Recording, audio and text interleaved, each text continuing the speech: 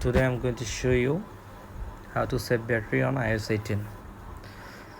So first go to settings, then scroll down. You can see here general option, then tap AirDrop. Simply make sure receiving turn off.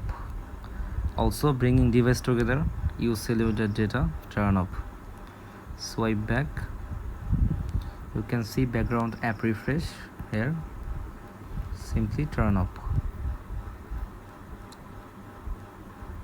Also you can see keyboards, make sure autocorrection turn is off. Simply tap on battery section here, then battery health and charging. You can see here clean energy and charging, optimize battery and charging, both of turn on. Swipe back, then select display and brightness. So simply use dark mode on your AMOLED display panel.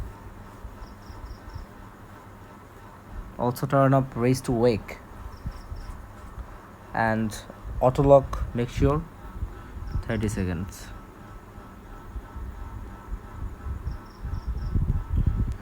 Then go to search option here, show recent search, show related content, and improve search. Make sure that all are turned off. Then here you can see successfully on iOS 18 battery savings boosted 100%. So like, comments and share and subscribe for more related information videos.